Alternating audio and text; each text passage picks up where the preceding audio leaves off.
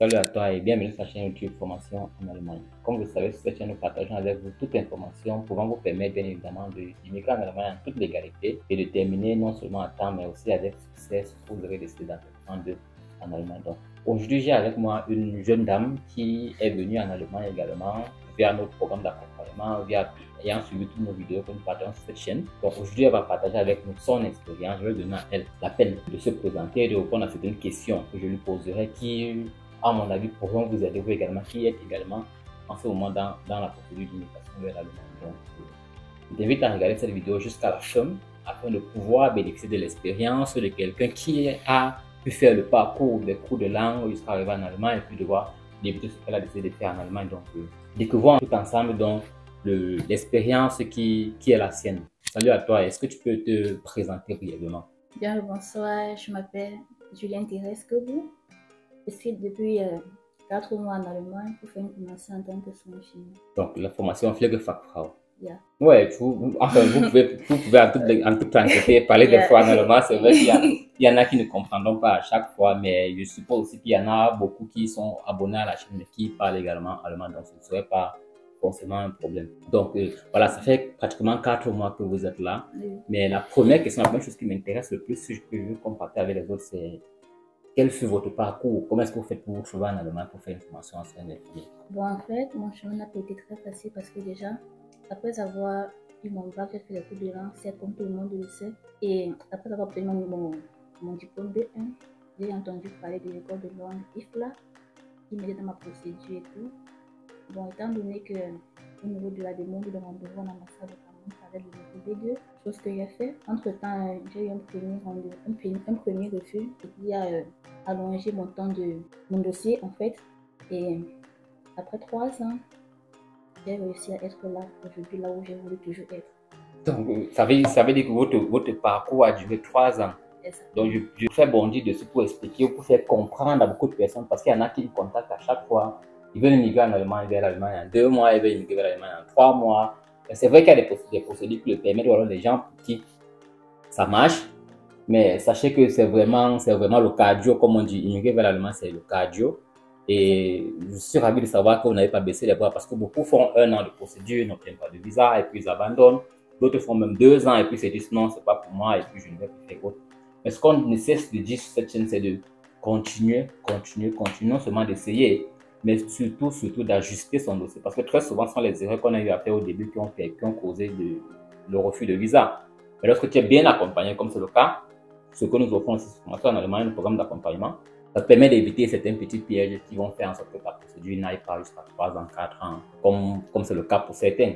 Donc maintenant, j'aimerais savoir, ça a duré 3 ans. Ok, quelle était la plus grosse difficulté durant cette procédure-là? Justement, quand on entendait 3 ans, en fait, c'est ça la difficulté, l'attente.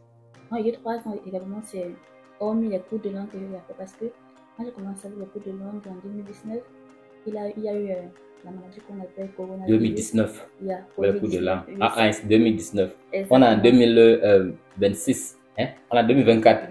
Yeah. Et ça fait seulement 4 mois. Il faut imaginer un peu le parcours que j'ai fait. Wow. Ça fait seulement 4 mois que je suis là. C'est ce qu'on appelle la résilience, la persévérance. Yeah, persévérance. Ok, voilà, vous étiez en train de nous expliquer qu'est-ce que fut la plus grosse difficulté. Donc, c'était ça en fait l'attente. Patienter d'avoir le visa, d'avoir le contrat ou bien comment? Déjà, après un premier refus, ça n'a pas été facile pour moi, par exemple, de recommencer à zéro. Parce que j'ai déjà fait 2 ans et demi déjà au quartier. J'ai fait en fait, j'ai commencé en 2019, en septembre, novembre. Et après, en janvier, au mars, le pays a commencé ici à la maison 3 mois. Ok, à cause de la confinement d'abord. Oui, confinement. Après, je prends les cours en juin.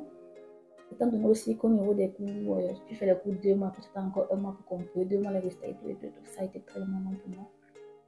Après mon refus, je suis rentrée au quartier, pleurer d'abord, non, c'est normal. Pleure pendant 1 an et demi. On ne pleure pas, mais on a dit qu'on ne pleure pas. Si tu pleures, c'est que c'est trop grave. Après 1 an, je reste, quand je contacte l'école IFLA, ils me disent non, c'est pas possible. Bon, voilà, excusez-moi de vous couper, je profite aussi pour parler de l'école IFLA, Institut pour informatique et langue allemande. C'est une école qui nous a également contacté commencément pour pouvoir travailler avec eux, pour pouvoir encadrer les étudiants qui arrivent en Allemagne. C'est vrai que c'est une école qui a pas mal de partenaires en Allemagne, mais seulement ces élèves ne peuvent être mieux encadrés que s'ils se retrouvent en communauté en communauté noire ou alors en communauté africaine, avec des personnes qui partagent des informations, qui peuvent également savoir qu'est-ce qui peut être bien pour eux, qu'est-ce qui peut ne pas être bien pour eux. C'est vrai que l'école vous encadre très souvent, mais c'est aussi un plus d'avoir toujours quelque chose de plus. Donc, c'est une école avec laquelle on travaille, donc très souvent vous allez voir sur cette chaîne, on va passer les étudiants de cette école-là. Et je profite aussi pour dire que nous organisons une conférence avec cette même école-là du côté de Douala, Cameroun. Je pense que c'est le 7 juillet 2024. Nous organisons une conférence où moi-même personnellement, je serai sur place au Cameroun pour partager avec tous ceux qui seront présents à cette conférence-là mon expérience personnelle, partager l'expérience que j'ai pu acquérir en accompagnant 2, 3, 4, 5, 10, 20 personnes pour immigrer vers l'Allemagne. Mais aussi et surtout, il y aura des écoles de formation allemandes qui seront présentes à cette conférence-là, invitées par le centre de langue IFLA, qui vont vous donner la possibilité de pouvoir aussi poser vos questions directement au directeur des écoles et pourquoi pas de pouvoir obtenir des contrats de formation ce jour-là, après la conférence ou alors pendant la conférence. Donc, ça va se décider selon le programme du jour. Donc, c'était juste pour passer cette information-là, que c'est une école que je connais très bien et je peux être sûr que si moi aujourd'hui j'ai décidé de travailler avec cette école-là, c'est bien parce que je pense qu'ils sont suffisamment sérieux. Yeah. Mais ce qui m'intrigue le plus, c'est comment est-ce que vous faites donc pour obtenir le contrat de formation? Parce que vous avez dit que vous faites une formation sur une infirmière. Il faut avoir un contrat de formation pour pouvoir obtenir le visa dans cette rubrique-là. Comment est-ce que vous obtenez le contrat de formation? En fait, comme je l'ai dit, pour avoir le contrat de formation en allemand, c'est le B1, niveau B1, je l'avais déjà. J'ai causé avec le directeur, mais lui et ses partenaires également m'ont aidé à avoir mon contrat de travail, que j'ai obtenu après 2 mois maxi. Et il me fallait avoir le B2, toujours dans cette interview, mon B2. Et pendant que on gérait ma procédure, il me fallait aussi également avoir le C1, chose que j'ai fait et tout. Je suis là aujourd'hui. Est-ce qu'avoir le C1 était une obligation ou c'est parce que, non, bon... ce n'était pas une obligation, mais mon dossier a été retardé après avoir eu un premier refus. Parce que déjà, quand je suis arrivée à l'école de langue, je ne gérais pas mon dossier.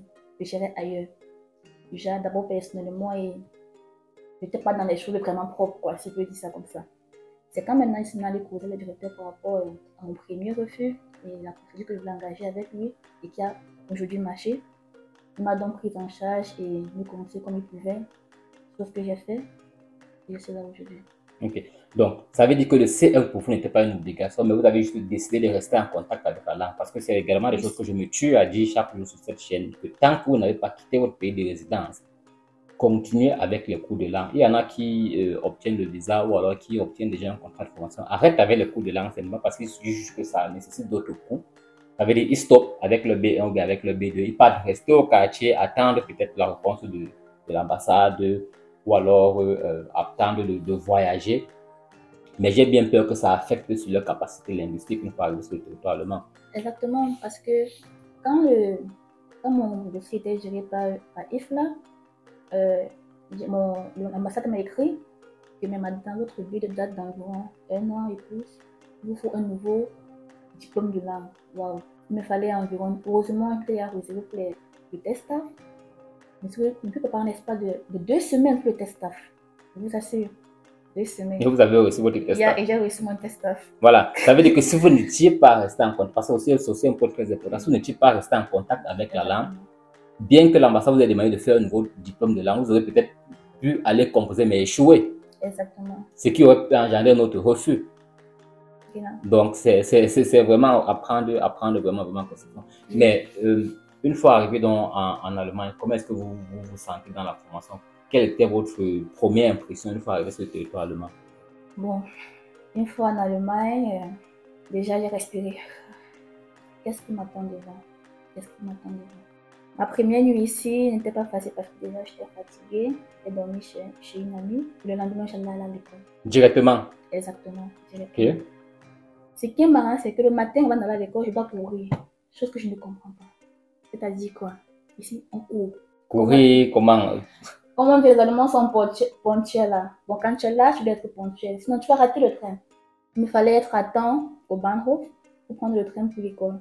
Déjà, quand je sors, il me faut... Je précise ici déjà que le Bahnhof, c'est la gare de train. Donc, il fallait être à temps à cet endroit-là. Ça veut dire que c'est soit tu es à temps, soit tu arrives à l'heure soit tu fais passer le train, Soit soit tu rates ton train et tu attends la prochaine combinaison. Exactement. Donc, ça veut dire quoi? Ça veut dire qu'il fallait courir pour être certain de aussi sa combinaison, ou alors de devoir planifier d'attendre 1 heure de temps, peut-être 30 minutes sur place pour Et attendre si le maintenant tu prochain train. arrives en retard, le premier jour de déplacement, frère, gars, c'est aussi ça. Donc, ça veut dire que c'était ça votre première impression.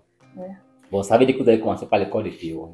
exactement. Et maintenant, concernant l'école de pratique, alors, parce qu'il y a également la pratique, ça, je suppose ça fait 4 mois que vous êtes là, donc je suppose que vous avez déjà eu au moins ça fait un bloc de pratique. Et comment ça s'est passé avec votre école de pratique?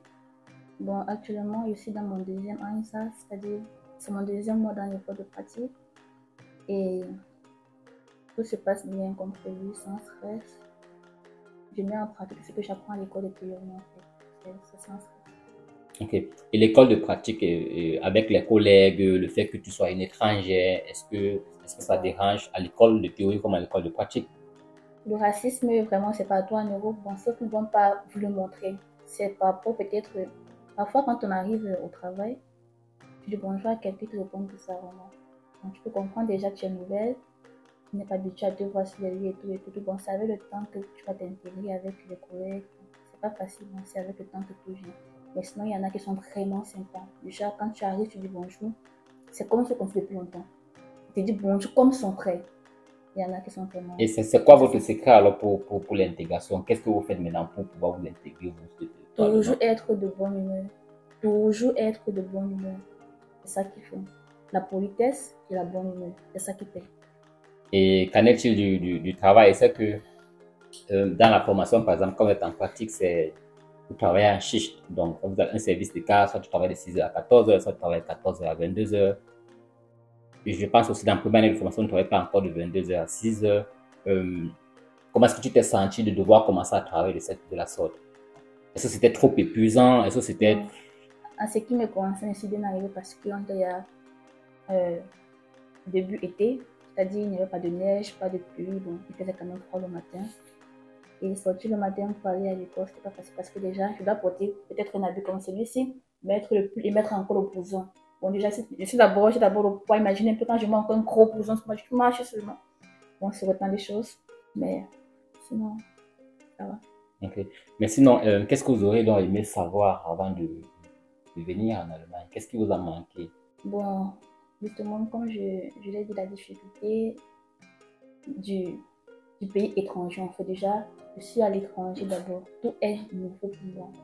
M'adapter n'est pas facile parce que déjà, il n'y a pas la famille, il n'y a pas la maman pour te dire, monte, descends, tu te gères, toi, seul, tu es seul.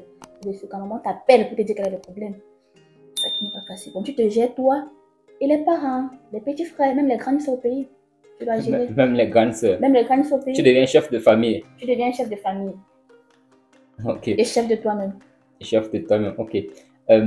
Mais maintenant, quelles sont donc les difficultés que vous rencontrez sur le territoire allemand? Quelle était votre première appréhension avec la langue une fois arrivé sur le territoire allemand? Comment est-ce que vous vous êtes prise? Est-ce que votre niveau d'allemand, ok, vous aviez le C1, c'est une bonne chose. Est-ce que c'était facile pour vous de pouvoir communiquer, que ce soit dans la théorie, que ce soit dans la pratique, la manipulation de la langue en quelque sorte? Exactement, ce que vous devez comprendre, c'est que les cours de langue et la réalité, c'est deux mondes différents parce que déjà, quand on fait les cours de langue, on a la grammaire, c'est vrai. On a le vote, ça se pourra pas, c'est un thème précis parce que déjà, on donne les thèmes quand on fait le cours, d'être ouvert, choses et autres. Mais quand on arrive sur le territoire allemand, il n'est pas question de faire ses grammaires, il est question de s'exprimer couramment et clairement. Et déjà, quand tu arrives je te fais comprendre. Ouais. Quand tu arrives à l'école, mon premier jour surtout, quand j'arrive à l'école, moi, j'ai été pétrolière au Cameroun. Mon premier jour de classe quand j'arrive. Tu étais teacher au pays? Yeah, j'étais teacher au pays, je vous assure. J'étais très bonne, j'étais très appréciée. Mais quand j'arrive en classe le premier jour, je me rends compte que j'ai le niveau A1. Donc ça, c'est pénérier, pas parce que le professeur a parlé du début jusqu'à la fin. Je comprenais seulement hello et le ish. Il les rate à la fin. Bon, le premier jour. Et puis il y avait un rat qui venait à la fin. Parfois, on le ratait au milieu. Tu ne connais même pas quelle grammaire c'est en train d'utiliser. On s'adapte seulement. Et je précise là que vous êtes arrivé avec un C1. Et c'est avec le test staff. Avec un test DAF passé. Oui. Ouais, parce qu'il y en a beaucoup qui veulent venir avec le B1. Que normalement, ils font justement jusqu'au B1. C'est le B1 qu'on demande. Si j'ai là le B1, j'arrête là et puis j'attends de voir comment ça marche et tout le reste. Justement, et aussi quand les Allemands parlent, ne les connaissent pas surtout que ils respectent la grammaire que vous voulez. Non, ils ne connaissent pas, ils ne sont pas trop dans ça. Ils parlent, écoute, mais pas que tu vas dire, ok, j'attends qu'il dit que je m'appelle. Non, non, non, écoute, je te dis, tu réponds. Donc, ça veut dire que tu faisais le Hören Un peu comme le Hören, exactement. en longueur de journée. À longueur de journée. Bon, en fait, ça me. Mais après 2 jours, ça allait déjà. Je me suis adaptée, sinon ça va. Bon, peut-être c'était l'appréhension de se dire que, ok, c'est parce que c'est le blanc qui parle, parce que c'est un allemand natif qui est en train de parler. Il fallait d'abord s'habituer à pouvoir les comprendre. Mais sinon, aujourd'hui, au jour d'aujourd'hui, est-ce qu'il y a non, tout encore... va bien, non, tout va bien, ça va déjà. Mais maintenant, est-ce que dans votre salle de classe, par exemple, est-ce qu'il y a d'autres étrangers? Quel est votre niveau comparément à ceux des autres étrangers qui font la même formation que vous, qui viennent de d'autres pays, qui viennent même également du Cameroun, peut-être qui n'ont pas décidé de faire le cours de langue jusqu'au C1? Bon, la majorité ont fait les cours de langue, mais le plus grand niveau, je pense que j'ai le plus grand niveau dans la salle parce que la plupart ont le B1. Maintenant, ce qui les aide, c'est parce que aussi, quand ils sont arrivés, ils ont duré ce territoire, d'autres ont fait les 2 ans, ont fait autre chose, ils sont appris la langue sur le terrain. Ce qui fait qu'ils peuvent parler couramment, même si des fois, ils parlent couramment l'allemand. C'est un peu ça. Ils s'en sortent. Ok. Et en ce qui concerne maintenant la formation en elle-même, ça veut dire quoi? Ça veut dire que le contenu de la formation, est-ce que vous vous en sortez avec? Est-ce que vous pensez que c'est quelque chose que vous pouvez réussir tranquillement? Est-ce que vous appréhendez bien les cours? Est-ce que vous comprenez les explications qui ont été données? Est-ce que vous avez besoin de plus de temps pour pouvoir comprendre le cours comparément à un allemand, à un natif, ou alors comparément au cours que vous aurez reçu peut-être en français? Bon, déjà, c'est impossible que je me comprenne avec mon allemand parce que déjà, il est né sur le territoire. Les bébés qui sont employés connaissent déjà la base parce qu'il est né là avec cela, il a grandi avec cela. Moi, quand j'apprends par exemple, je dois prendre le temps de prendre connaissance du nouveau mot traduit avant de retenir. C'est ma difficulté en fait. Et maintenant, si je me dis par exemple seulement au cours qu'on me donne, je vais sauver quelque chose parce que ici, c'est les recherches. On peut te donner un titre du coup, les chiffres pour les idées générales, tu peux chercher. C'est ça qui est important, les recherches qui payent. Mais heureusement, vous avez l'Internet à volonté, donc ça ne doit pas être le problème ça de recherche. Il faut juste être organisé, assidu et faire ses recherches. Si peut-être vous abordez peut-être un Allemand en classe, il se comporte bizarrement, ne baissez pas les bras. Tant qu'il peut vous aider, il faut l'aborder. Il se rabaisse et on avance. Bon voilà, vous venez de commencer votre formation, vous avez déjà presque la certitude, ou bien je dirais du moins la certitude que vous allez réussir votre formation. Qu'est-ce que vous prévoyez pour la suite? Est-ce que vous allez vous arrêter là? Est-ce que vous avez, après cette formation, envie de faire autre chose? Normalement, parce que si je fais seulement les 3 ans de formation, je vais peut-être me limiter peut-être à une certaine somme en salaire. Bon, je préfère faire un Weiterbildung. Bon, c'est ma vie personnelle. En fait, je vais me spécialiser pour savoir l'expérience dans le domaine dont je compte me spécialiser et rentrer dans mon pays pour pouvoir monter ma propre structure. Mais bon, à propos rentrer dans son pays et tout le reste, moi je connais beaucoup de personnes qui sont, une fois arrivées en Europe, une fois arrivées en Allemagne, ils ont mis une croix rouge sur le pays d'origine. Ça veut dire que comme je suis quitté là, de me chercher pour alors je ne rentrerai plus. Qu'est-ce qui vous pousse vous à vouloir dire, ok, d'aucuns ont pensé que, ouais, peut-être que vous c'était également le cas pour vous. Une fois arrivé en Allemagne, ce serait l'Eldorado pour vous. Vous allez vivre votre best life et tout le reste. Aller aussi à Paris, prendre des photos à la Tour Eiffel, manger le shawarma et tout le reste, caviar. Je votre vie. Pourquoi vouloir rentrer au pays après un certain temps? On doit s'amuser, c'est vrai, mais comme vous l'avez si bien dit, le Cameroun c'est mon pays d'origine. Et là-bas, il y a mes parents, toute ma famille et tout, et on n'oublie pas ses origines. On n'oublie pas ses origines. Exactement. Donc, c'est court, exact. Donc, court et précis, on n'oublie pas ses origines. Il faut toujours rentrer à la source, comme on dit souvent. Ok. Donc, quel est donc le conseil que vous pourriez donner à quelqu'un qui présentement est en train de faire les cours de langue, ou même qui n'a pas encore décidé de faire les cours de langue, mais qui dit je vais me lancer dans une procédure d'immigration vers l'Allemagne? Quel est le conseil que vous pourriez lui donner? Ce que je peux conseiller à tous mes frères qui sont en train de faire les cours de langue, c'est qu'ils s'engagent vraiment à fond parce que déjà, la langue est très importante et l'esprit empathique, il faut oublier. Parce que déjà, quand on dit qu'on veut immigrer dans un pays étranger, On est seul. Papa n'est pas là, maman n'est pas là. On est complètement seul. Il faut avoir le moral haut. Et il faut être fort d'esprit parce que vraiment, la vie, ça n'est pas possible. On se dit parfois quand on est en Europe, on a de l'argent maintenant. Parce que ce petit travail, ça se prend pour payer la facture. Exactement. En fait, surtout quand tu es étudiant, l'argent que tu veux faire pour payer la facture, tu peux peut-être garder une certaine somme d'argent dans ton compte et dire que non, j'ai beaucoup d'argent. Oui, mais à propos de l'argent, j'aurais même dû poser cette question-là bien avant. Vu que vous faites une formation, mais c'est une formation qui est payée, beaucoup de gens ont l'impression, alors se disent, je ne sais pas, le cas pour vous, quand ils ont obtenu leur contrat de formation, on a écrit, je dis n'importe quoi, on a écrit dessus, salaire, 1000 euros, ils ont calculé, ils ont converti dans le pays d'origine, ça fait quelque chose comme 800 000, 900 000. Est-ce que c'est suffisant? Est-ce que vous pensez que ça a cette même valeur-là? Est-ce qu'une fois que vous avez obtenu ces, je sais pas, 900 euros, 1000 euros dans votre compte, est-ce que ça vous permet de vivre cette vie-là qui est transmise lorsqu'on a l'impression au départ que, ok, c'est 900 000, c'est 800 000 qu'il reçoit? Du moins lorsqu'on est assis dans un pays d'Afrique, quoi. Bon, 1000 euros, ça sonne vraiment beaucoup quand on compte en euros. Petit, en fait, en euros, c'est petit, mais en France, c'est pas vraiment beaucoup parce que déjà, je parle de 900 000. C'est beaucoup au Cameroun. Mais en Allemagne, vraiment, la moitié de mon salaire, ça pèse seulement mon loyer. La moitié de mon salaire.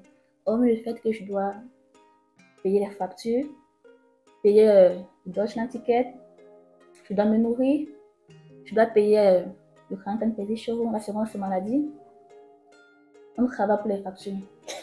Donc ça fait qu'à la fin, il ne reste rien du tout. Il ne reste rien. Et quand je dis rien, c'est pas que c'est 0 francs. Tu peux te retrouver au moins en fin du mois avec au trop 100 euros dans ton compte. Et ça, c'est une triste vérité. 100 euros dans ton compte. Oui, mais quand vous restez avec 100 euros dans le compte, est-ce que vous épargnez les 100 euros? Est-ce que les 100 euros vont maintenant être réutilisés peut-être pour, je sais pas, meubler la maison, peut-être acheter les cahiers, les fournitures scolaires et tout le reste? Exactement. Quand tu as peut-être 100 euros dans ton compte, déjà, tu peux peut-être avoir besoin de payer peut-être le stylo voilà, à l'école. Un cahier, par exemple. Ou bien peut-être, si peut-être tu as peut-être une amie qui a peut-être une préoccupation, un souci précis et qu'elle a besoin peut-être d'aide financière, tu dois l'aider dans tous les cas, déjà d'une manière précise. Ou bien peut-être un parent peut t'appeler. Ouais, ma compte, mon pied là, ça me fait encore mal. Tu vas faire comment? Tu vas me peut-être un 10 euros ou un 10 euros, c'est rien. C'est rien. 500 euros, c'est rien, maman. C'est rien. Donc voilà. Tu ne peux pas économiser quand tu fais la formation, c'est très difficile. Ok, est-ce que vous aurez donc encore envie d'ajouter quelque chose? Peut-être que nous referons une autre interview pour parler dans le moindre détail de comment est-ce que votre formation se passe.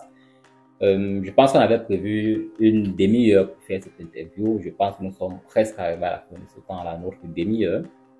Merci pour le temps que vous nous avez accordé. Et donc, pour tous ceux-là qui veulent immigrer vers l'Allemagne, tenez compte des conseils, de son expérience, de ce qu'elle a eu à traverser comme difficulté, des avantages qu'elle a eu à acquérir parce qu'elle s'est bien préparée sur certains points, préparée également bien sur ces points-là. Et puis, laissez-nous en commentaire si vous avez aimé le fait que nous décidons maintenant de faire des interviews pour pouvoir permettre aux gens de partager leur expérience. Parce que c'est une première sur cette chaîne. C'est l'une des premières interviews que nous avons décidé de faire pour permettre à ceux qui ont eux-mêmes vécu la situation, qui ont fait le trajet de leur pays de résidence pour l'Allemagne, que ce soit pour une procédure étudiante, que ce soit pour une procédure formation, de venir ici partager leur expérience directement avec les autres. Parce que lorsque c'est moi qui fais la vidéo tout seul et que j'explique ci ou ça, on a toutefois l'impression que je décide de ce que je vais dire, ça peut être vrai, ça peut ne pas être vrai. Mais lorsqu'on a une personne qui a vécu l'expérience et qui dit ceci fut ma difficulté, ceci fut ma difficulté, je pense que c'est un très bon élément pour pouvoir aider les uns les autres. Non seulement les aider dans ce qu'ils pourront faire, mais aussi les encourager. Parce que votre trajet, vraiment, 5 ans plus tard, de 2019 à 2024, vraiment, c'est à saluer la résilience que vous avez accordée pour pouvoir obtenir ce que vous avez recherché. Donc, c'est ce qu'on se tue de dire. Si toi également, tu as décidé d'immigrer vers l'Allemagne et que tu as encore des difficultés en ce moment, prends son cas en exemple et dis-toi que tu n'as pas également de marché. Mais bon, d'ici là, laissez-nous en commentaire votre avis par rapport à cette vidéo. On se dit à la prochaine pour une autre interview. Portez-vous bien.